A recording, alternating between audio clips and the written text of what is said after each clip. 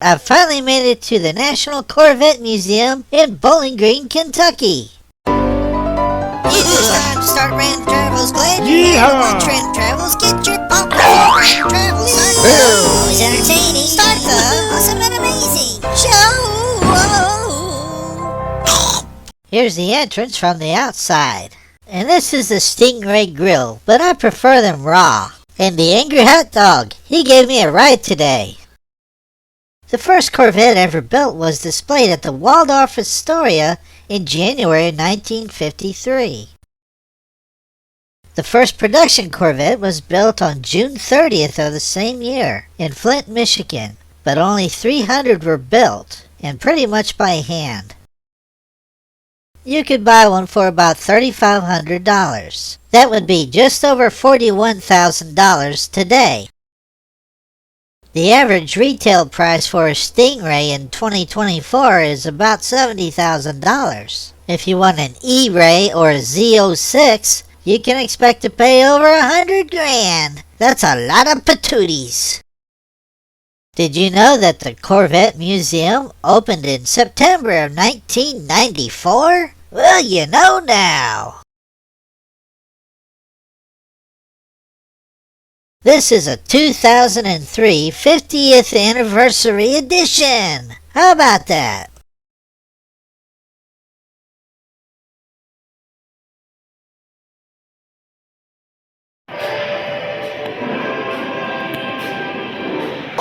This is the moves of the Motorama.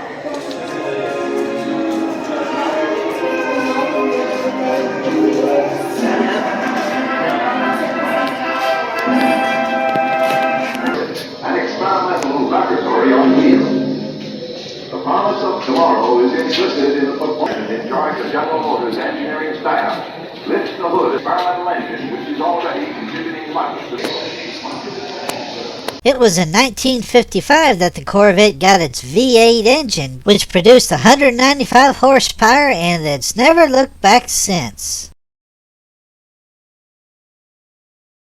These people are all very strange looking. They stand around like they're statues or something, and they're all chalky white. And looky here, we see a 1962 C1 Corvette. I used to have one of these until Godzilla stepped on it. Now I have to ride a bicycle.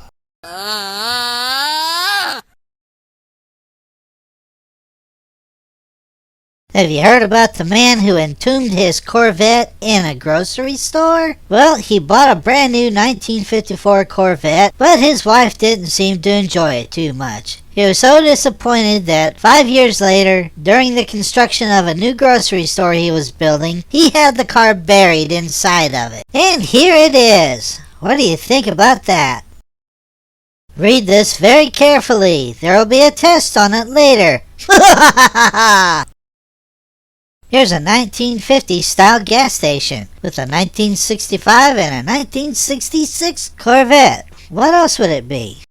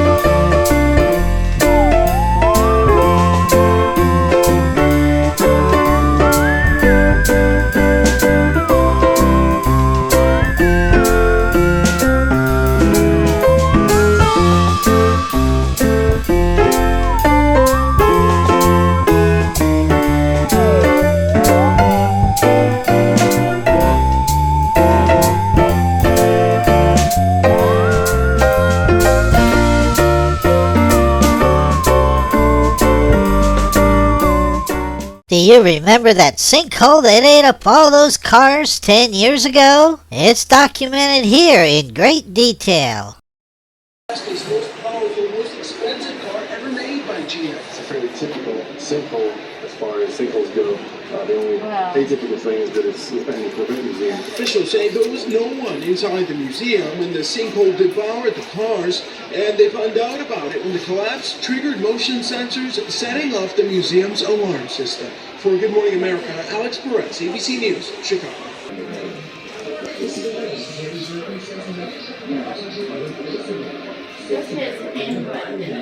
The name was 1996.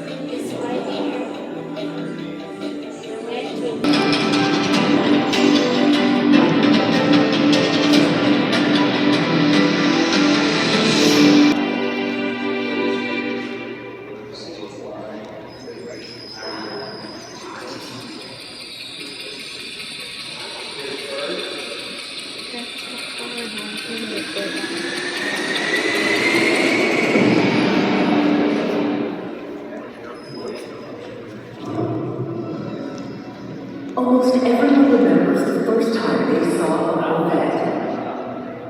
For 70 years, Corvette has been the dream car of each generation, turning heads, stealing hearts, and igniting passion among many to Sunday morning. Full speed into popular culture. Join us as we travel through time to experience an American love affair, 70 years of Corvette.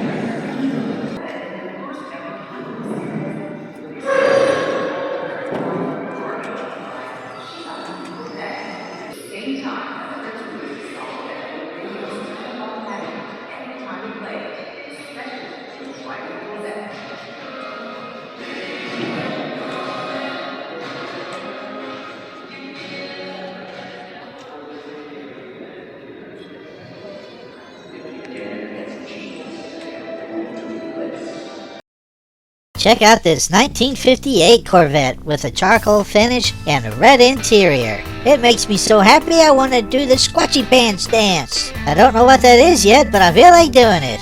Woohoo! Well, look at this. It's not a Corvette, but it's a 1937 Cord 812. I think my great-grandpa Squatchy Pants used to have one of these. There weren't too many of them made, you know. Our final car to look at is the 1957 Bel Air convertible. Still one of the most popular cars around. If you've ever been to a car show, you've most likely seen at least one of these. Grandpa Squatchy Pants used to own one, but he had to have it custom built because Grandpa was really tall. He was over 8 feet tall, so he had one built for his size. He loved to show it off when he and the other Squatches would get together to throw poo. But that's another story that we won't go into here. Don't you miss white wall tires? I mean, man, they just look so good. Well, I guess that's about it. I'm gonna go disappear in the gift shop, so I'll see you later.